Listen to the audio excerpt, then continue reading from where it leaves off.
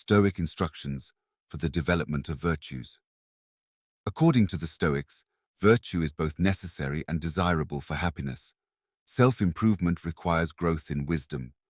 What you should fear is not death, disease, poverty, and pain.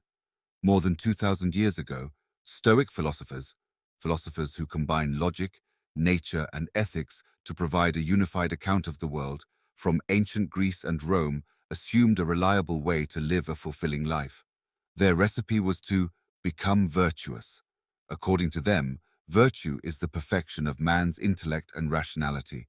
By cultivating the virtues, we can not only align ourselves with the best aspects of ourselves, but also align with nature. Marcus Aurelius wrote, "He who is in harmony with himself lives in harmony with the universe." Humans can live in harmony with nature at different levels, in the sense that orient ourselves in such a way that we are not in conflict with the world, accepting events as they happen and reacting appropriately. To be in harmony with our nature, e.g., by taking care of our physiological needs. Be aware of and use intelligence and logic unique to humans, for example, being logical and sociable. In life, to come to terms with our individual nature, considering a particular set of strengths, talents, weaknesses, and special circumstances, William Stevens describes 11 simple but profound Stoic teachings about living the good life, which we discuss below. 1. Know yourself. This is the only way you can know your strengths and strengthen them and work on your weaknesses for your own benefit, as well as for the benefit of others. 2. Minimize anger and fear. Stoic philosopher Seneca, after carefully studying anger, concluded that the best way to deal with anger is to get rid of it altogether. Anger leads to hatred and conflict with others. If you are angry, you cannot be in harmony with yourself, so be happy. When it comes to dealing with fear, Stoic therapy recognizes what you can control and what you can't. You are responsible for your beliefs, your words and actions, your judgments of good or bad, and your values. But you cannot be responsible for your children's behavior. You can be a good parent, but how your children behave depends on themselves and the opinions of your colleagues, friends, and people around you. Be a good friend, a good neighbor, a good citizen. The rest depends on them. B. If you focus on the tasks that concern you, perform your task with full satisfaction and put aside fear. 3. Become a collector of virtues. Dedicate your life to self-improvement.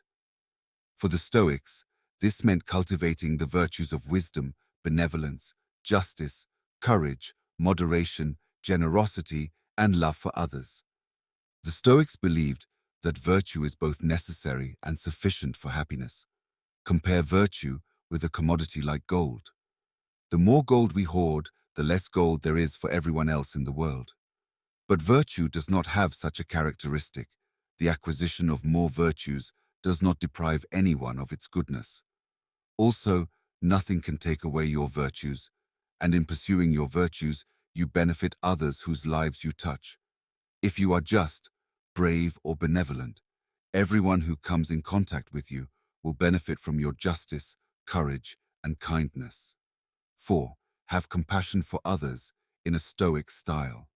The Stoics showed compassion for people who did selfish, foolish, and ignorant things because they believed that wrongdoing was caused by ignorance rather than malice.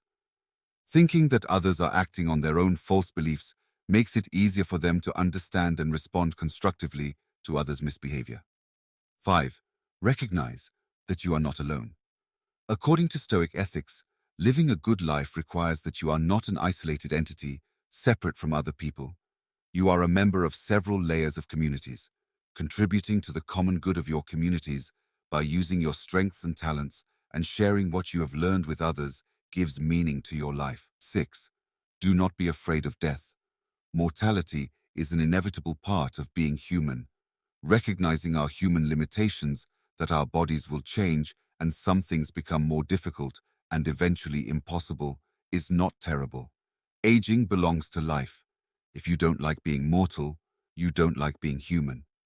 To the Stoics, this is irrational because nature made us this way. 7. Self-improvement requires wisdom. Self-improvement requires growth in wisdom. Basically, wisdom is knowing what is good, what is bad, and what is neither good nor bad. The only thing that is truly good is virtue. All virtues are merely different applications of wisdom. For example, justice is wisdom about people getting what they deserve.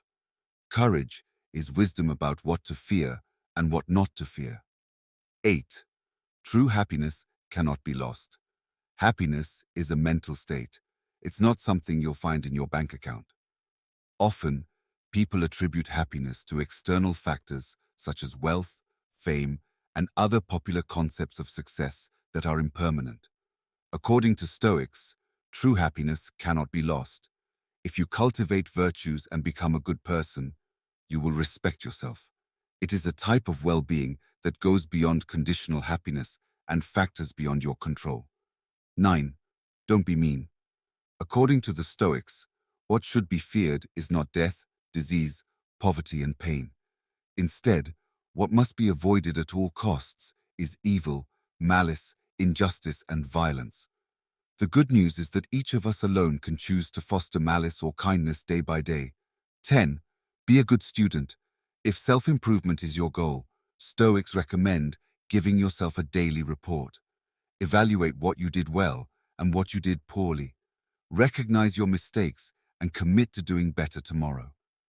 The Stoics believed that you should be strict with yourself, but be kind to others. Remember that people make mistakes out of ignorance. Likewise, when you make mistakes, consider yourself a student.